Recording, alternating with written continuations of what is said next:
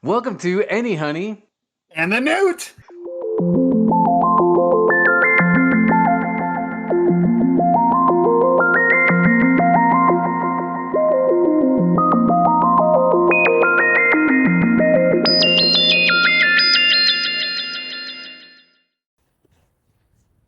Welcome to another episode of Anyhoney and the Newt. As we've been doing all season, we've been talking about love and relationships. We started with love of basketball as fans and love of basketball in the sport as a player. We talked about player relationships, players with their teams and organizations, and their relationship with their fans. And that led us to the broader questions about relationships and love in society. And we've been so fortunate to have so many of our friends and family join us as guests. Today, we're honored to have our first double interview as my parents are joining us. Welcome to the show. So honored to be here. Thank you for having us on. Thank you. I'm the Newt's dad, Paul Keserowitz. Papa and Mama Newt. Yes, there we go. Yeah, so Papa and Mama Newt, thanks for joining. Mom and Dad, really grateful for your time. So we've been starting off with the general question of what is love, but I understand this time my mom has a question for us that she wants to start with. Oh, taking over host duties. I particularly had Corbin in mind, and Anyhoney, you're welcome. Newt and Anyhoney, I'm getting so sorry. I know I watched your first iPad this last week, and you were talking about your love for basketball. So in my research this week, when I was looking up for the different terms for love, I found a term that describes the love that you have for a sport or your favorite team. And I wanted to particularly ask Newt, because I know he studied Greek. What's the term for the Greek term for love that is for sports? Oh my goodness. That is 20 some years ago.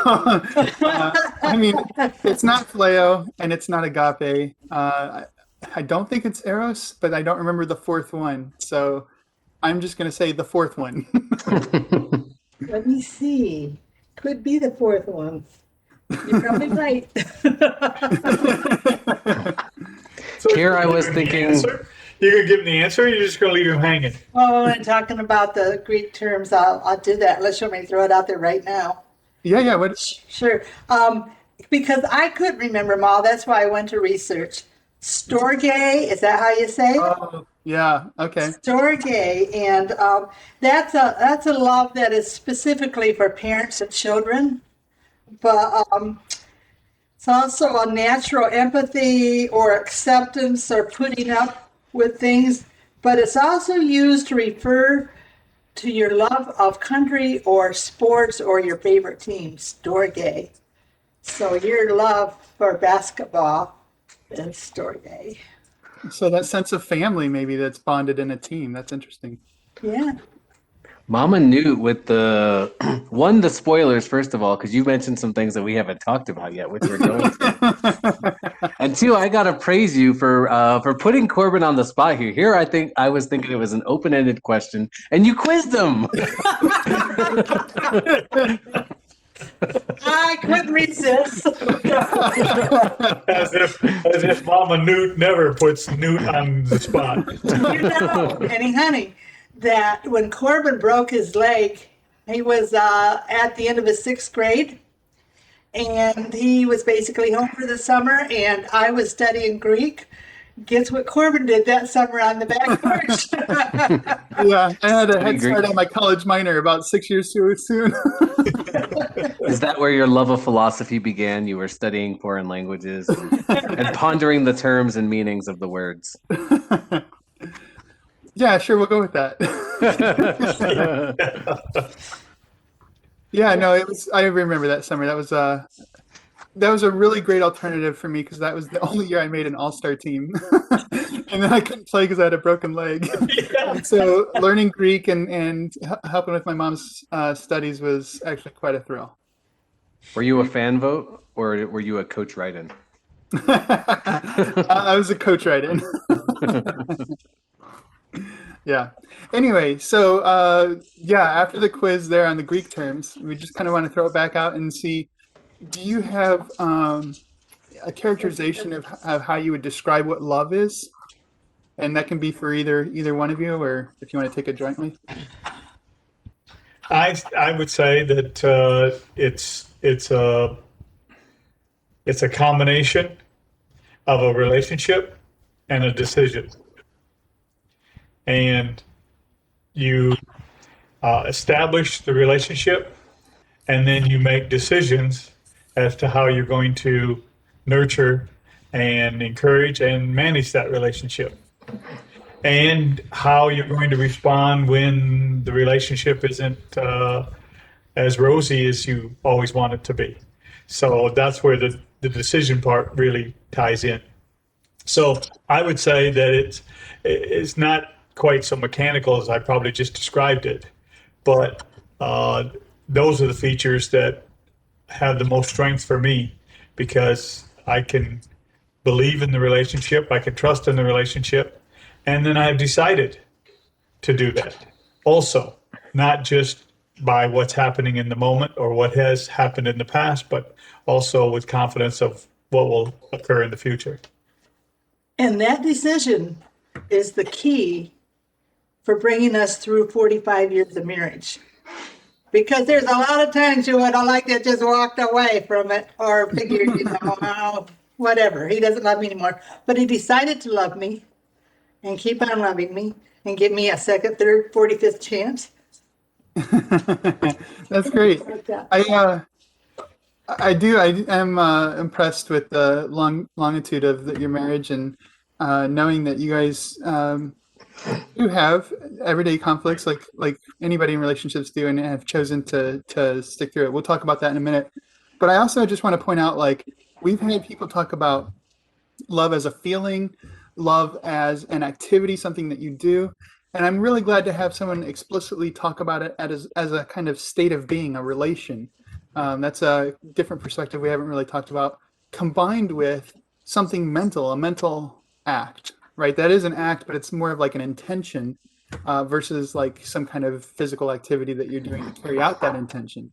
So those are two really different components we haven't talked about yet.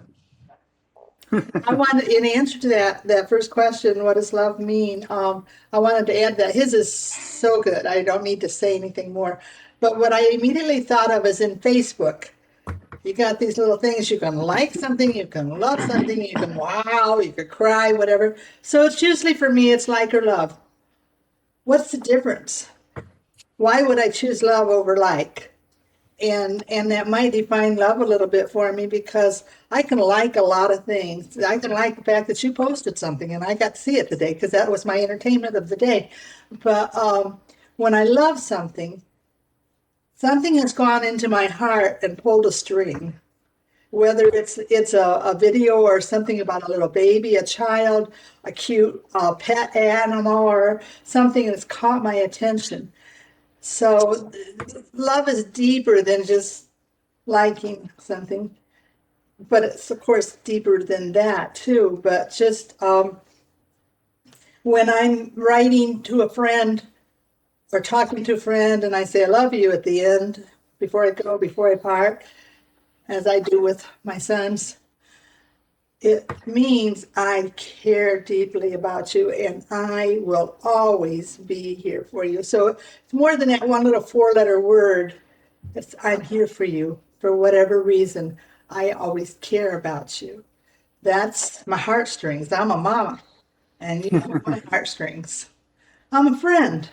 I'm a spouse. My heartstrings are pulled by that 4-letter word. 4-letter. We've often talked about how love is kind of a catch-all for a lot of these things. So I like that you mentioned that when you use the word love, it also means that you care deeply, or that you're there for them, or that you're willing to listen to them. Are there any other acts that you would associate with love that you do? I would say there are acts of service associated with love. And so, how you respond or how you make things happen without necessarily being part of directed activity at any given time.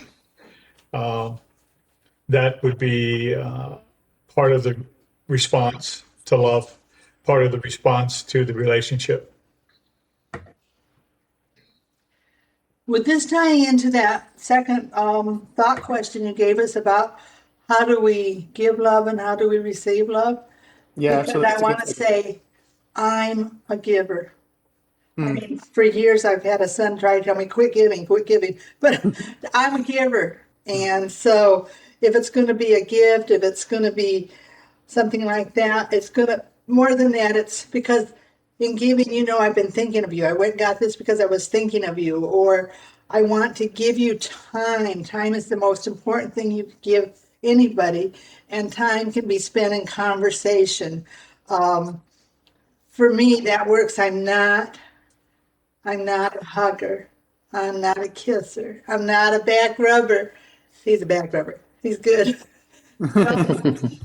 But my language or whatever is giving, and I am receiving. I like the same things back. I would like conversation. I would like time. Let's go for a drive together. Let's talk. Let's really listen to what each person is saying. So acts of love is that time, that conversation, that act of giving. Yeah. We talked in a previous episode about our love languages too, and so you're mentioning like gifts and quality time. Dad mentioned acts of service, and then not so much. So as I try to think back about how we love, maybe outside of our romantic relationships, I think when I think of love languages, I tend to think in terms of a partner of equality. But when you think about parent-child relationships, for instance, do you feel like a different love language or relationship is experienced there, or you like to do the same kinds of things just in a different way for that person? I'd say for me, it's different. It's different because the love takes a couple of different forms. First off is protection and shelter, an umbrella, and that's not always just a building. That can sometimes be personal or interactions. So you try to create a protected area that that the family can move around in and be themselves in, and yet there's guardrails, there's boundaries, there's safety zones. That's one piece. Then the other piece is the freedom to be who they are and appreciate and endorse, embolden as much as possible the family member to be who they are and develop themselves. And when the family member isn't in such a bold mood, sometimes you got to kick them out of the nest and make them fly, or try something that they're uncomfortable with, just to help them in their development, and that's part of that relationship. I'm trying to stay away from the word love. It's part of that relationship. It's part of that safe zone that protects them, but also exposes them and gives them a chance to be inoculated from the world around that they're going to have to survive in when they're outside the protection of the close-knit family. So I see that being a key part of that relationship development. Excellent. You see why I married this guy? I learned so much from him. Well, and I remember the story. You saw this hot guy out in left field. With a cute little butt wiggle. right before he batted. I'm sorry, I didn't do that on him. In the outfield, he'd jump over the fence to catch the ball and got hung up upside down on the fence. I think for me, I am just, love is so deep within me with my giving and my caring that it could be the same, but it's not. There's strings that go deeper. Obviously, my parents who are now in heaven, my children, my grandchildren, my husband, those are all my priorities in love. I'm going to gravitate toward them first. I'm going to want to know those relationships are in order. But then there's, there's friends, and you have different levels of friendships there. But I probably have that same basic kind of way of displaying how I care about them. I'm glad you bring up priorities. That's a really interesting point or something I want to follow up on. We've talked a couple times about like a general love for humanity or humankind, this responsibility maybe to be kind to strangers or to take care of people in need. But we do, I think, prioritize our family and friends, those that we have close, intimate relationships with. Do you think that when we're using the love in those two cases that we're saying the same thing with different priorities, or are we using a word but meaning two totally different kinds of things? I think they're two separate things. The family and the close knit nucleus has a different relationship than the rest of the molecules in the world. So, from a scientific standpoint, I look at the family core and that having a different attraction and relationship and interaction. Then you got to get along with the rest of the world. So, there has to be a respect and a relationship and an interaction back and forth. There has to be an appreciation. I think an appreciation and a respect for those around is maybe a better term than love. I think some have tried to use the term love and have forgotten about respect and relationship, about conducting business in a way that is uplifting to people. And I think the core of the family is the priority, but I do think that people need to put priority on outside relationships also. Otherwise, the family's going to get crushed by just not having any respect or any way of knowing how to interact with anybody else. They can become so secluded and so inbred in their own relationship and in their own love that they don't know how to interact with the rest of the world and have an appreciation for the rest of the world. I had no idea you were going to bring up quantum theory in this conversation. We haven't gotten there yet, but because I didn't get into the attraction of the various molecules or the various components. I think in all of that, there's a respect. There's just love is respect. In a classroom setting, I remember I took Greek that first year, and the professor had such great respect for us that I was compelled to give it back, and I think most of the class was. He could chastise us, but we felt respect, not chastisement. And you give respect, i.e. love, you can receive it. And in our world today, how much do we really respect, especially those who might have opinions different than ours? Or do we go off on a tangent because they don't agree with us? And good time to bring up some Greek terms, would it not be? Yeah, let's go for it.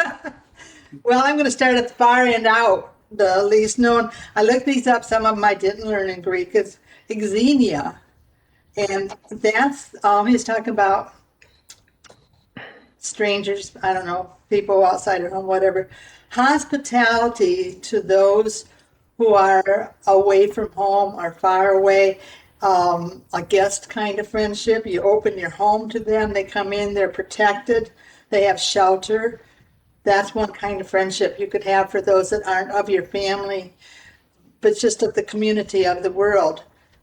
I don't know, many ways to do that. I think people that foster care, people that take in students from other countries, what do you call that? Exchange students? Exchange, yeah. Yeah, I think that's probably the kind of love you're talking about there.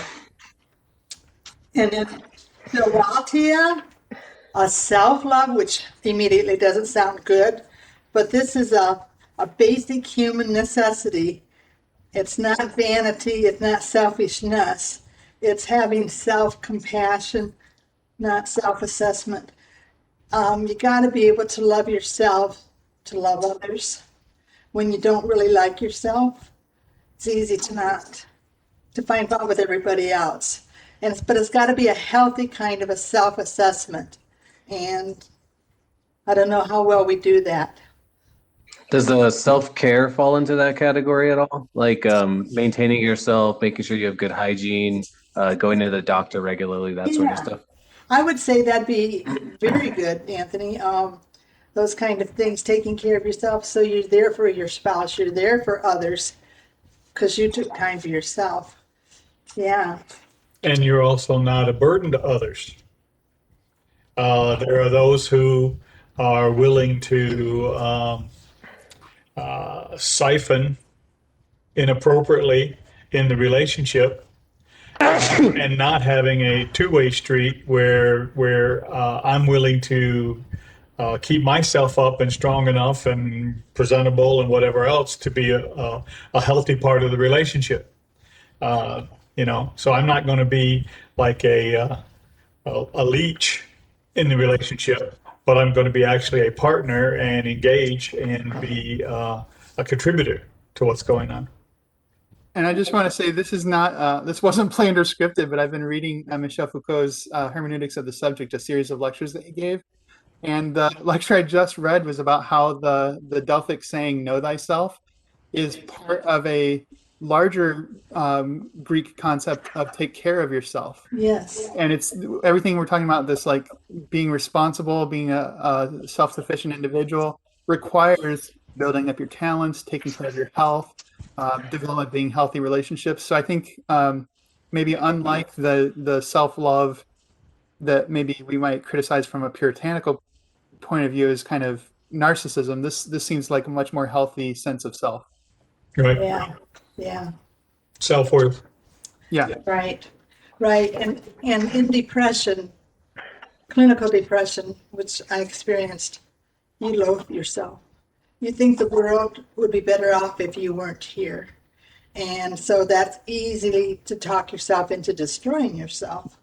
I had two little boys that I thought would be so much better if mom wasn't around. And so having to work through that, meeting with the doctor, being on medication, going to counseling and working through that. And certainly for me, having God in the picture has to bring me back to that self-love, that self-respect, self-esteem. That's huge. The self-esteem is so huge. People don't even understand how important that is in your life. So That's incredibly brave of you to share. Thank you for sharing that with us. I want to ask you real quick, Corbin, what's the kind of Greek love that is for your favorite sports team? Storge. I would hate to bomb that twice in a half hour. I got a couple of other things here just to bring in some philosophers into the conversation. And we say phileo. They had it listed as philia. It's the same thing. Affectionate regard, friendships. It's usually between equals. Like you guys are probably philia kind of relationship. But Aristotle He had to work on ethics called The Nicomachean Ethics. exactly. And It's okay, Anthony. We'll get into this sometime. it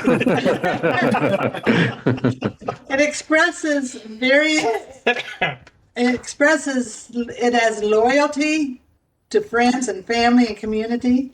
It requires virtue and equality and familiarity. I can't say these words.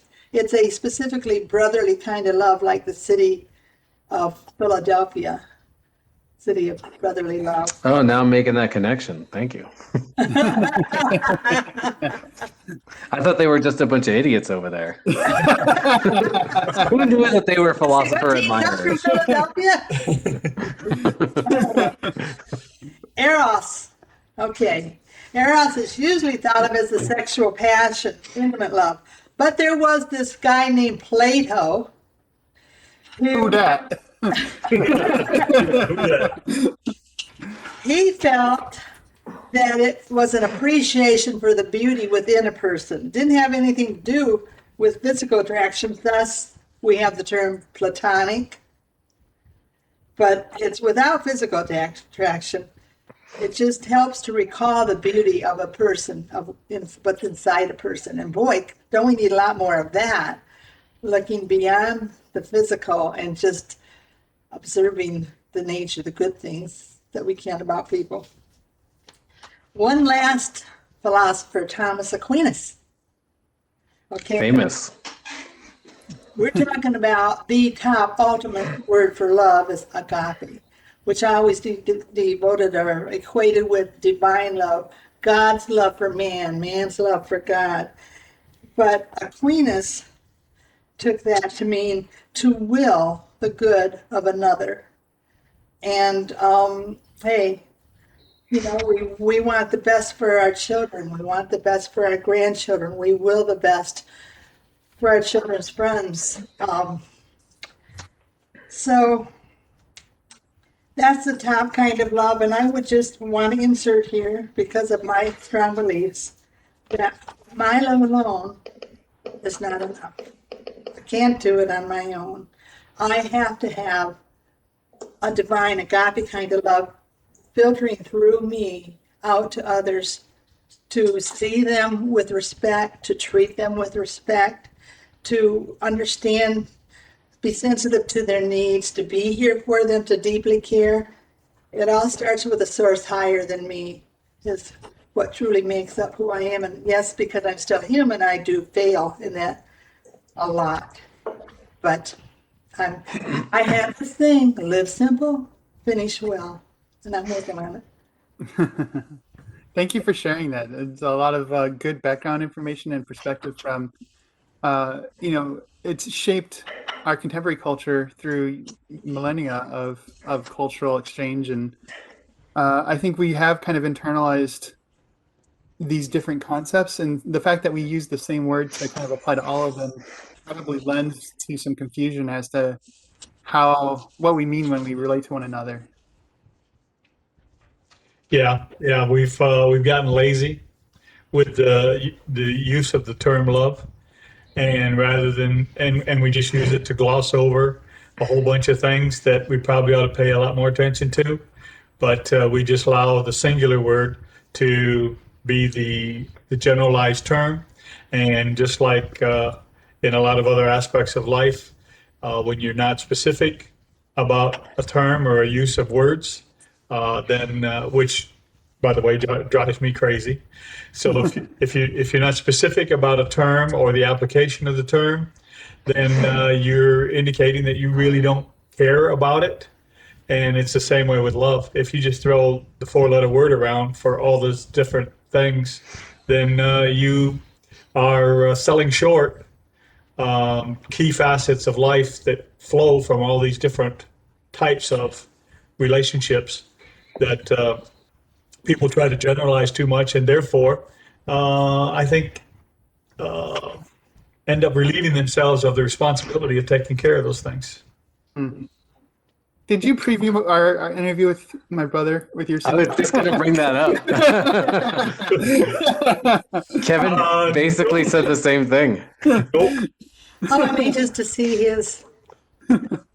Yeah, no, that's really good. Since we've covered, let's move on. Anthony, do you have a question you want to go? I was just going to add that you guys are all of the same molecules for sure. Yeah, well, we banged around against each other enough. Yep. Well, you started mentioning the boundaries of different relationships and also the responsibilities of those relationships. So, one of the questions that we always ask is, how does conflict play into your use and understanding of love? And I'd just like to just extend that, however you guys take that. I'm going to take that first because he can wrap it up with really good, intelligent stuff, and mine is not that great. But I've read somewhere it's great. Self-esteem, it's great. When I read somewhere a long time ago that if you don't have conflict in your relationship, somebody's not being honest. Every relationship will have conflict. But having said that, I hate conflict. I hate yelling at one another. I hate anything that upsets anybody. I tend to run from it. I tend to cause it. Oh my, I'm really good at causing it. But I avoid it. I just don't like conflict. It makes me very uncomfortable. So I've got to learn to work with that. I would say conflict gives you an opportunity to appreciate the relationship. So, if everything is just glassy, smooth water, smooth sailing, then pretty boring. Pretty boring. Although, we could use a little smooth sailing now and then, but if it's all just smooth sailing, then you start taking things for granted. You don't work at it. Why do we exercise? Well, we don't exercise, obviously, because you exercise to strengthen yourself. And so you have to find resistance. You have to find something that puts strain on you. And the same way in the relationship is strengthened. And Anthony, getting to another molecular type scenario, you strengthen steel by annealing it, and by pounding on it, and by stretching it, and twisting it, and then putting it in the final form, so that it's in the strongest shape possible. If we took just the raw ore and didn't melt it down, and didn't purify it, and didn't compress it, and shape it into the shape you want, it just fall apart. And it's the same way with our relationships. If without the conflict and without the ability to deal with the conflict, then the relationships fall apart. They can't withstand the internal pressure, and they certainly can't withstand the external pressure, because the outside is going to put as much pressure and conflict on the relationship as the inside ever could. That brings us back around to that other C word you started out with, commitment. You can deal with conflict if that commitment's in place. You're going to come out of it together no matter what. So. Yeah, I thought it was interesting earlier, and I mentioned that we'd come back to it. So if you want to talk a little bit more about this, you can. The idea that there might just have to be a decision to say that we're not going to allow this conflict to rupture this relationship. And if that commitment, if that decision has been made, then we have to find a solution, because we're not letting this disrupt and stop the relationship. And that's where you got to start.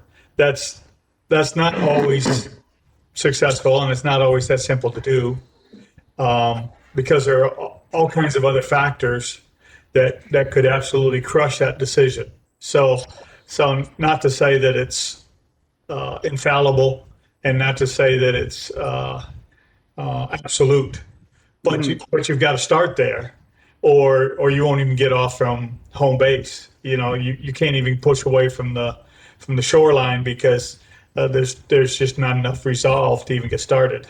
So you got to have some level of resolve, and the stronger the resolve, then the stronger the relationship. And what would appear to others outside as love is just a bonding due to mutual decision. And it's a mutual decision. It's two-way. It can't be just one person deciding that they're going to make a relationship work, or that they're going to be the person of conflict and we're going to kneel this relationship, or the other person saying, no, we're always going to take it and be the absorber of the relationship. It has to be mutual give and take and a mutual decision. And I just wanted to add to that, just because, we emphasize the role that decision might play in overcoming conflict, doesn't necessarily mean that you ought to always make that decision, right? I'm thinking about extreme cases of domestic violence or unhealthy relationships. And Right? We that's might where I have was to going. decide that this is not the relationship. Exactly. Yeah. Or Exactly. even a first date. Yeah, at first date. Yeah. I'm actually so in a previous episode I had made this theory that that the extent of conflict will, decide whether you maintain the relationship or not maintain it. And I was kind of thinking along the lines of like friendships, early romantic phase relationships, that sort of thing. But Corbin, you mentioned these really extreme cases that even can rupture really serious relationships.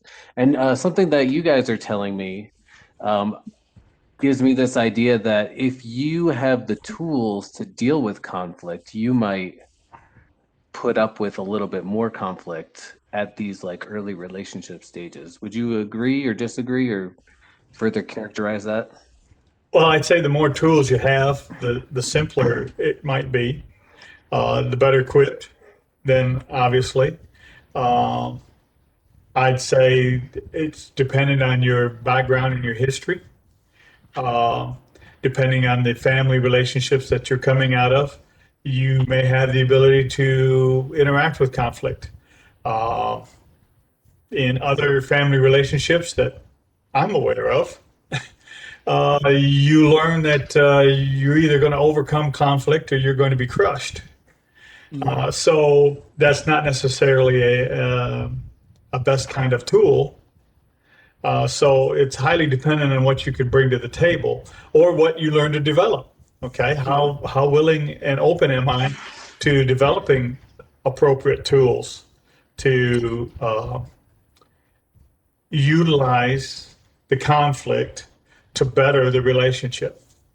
But you got to recognize that you're working at bettering the relationship, and you're not just throwing conflict in there for the sake of conflict because we seem to at least talk to each other when we're yelling at each other, So you don't want to go there either.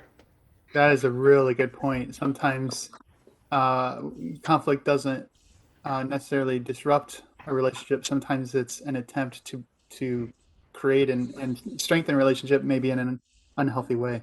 Exactly. Have you guys ever noticed that there are just some people, maybe some couples, that thrive on conflict? They wouldn't know how to live without conflict.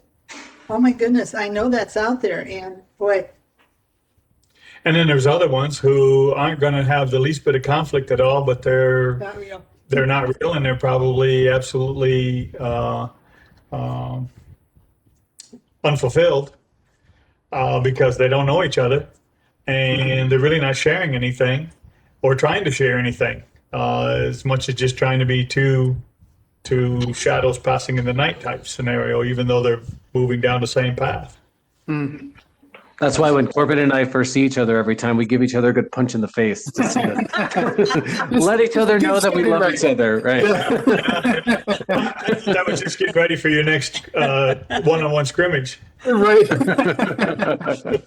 Yeah, take it out on the court. Thank you so much, Mom and Dad, for joining us and for sharing your thoughts on this topic. I know it can be either personal or abstract, and I think you did a really great job of filling out some content for both the relationship and how we express it. So thank you. And some research, some Greek research from our Oh yes, that was I feel like this has been not a counseling session for us, but this has been good for us to have been interviewed, to talk out these things that we don't necessarily talk about to each other. So in sitting here and listening to him, I'm thrilled to hear his thoughts, and appreciate you guys pulling this out of us. It's been good.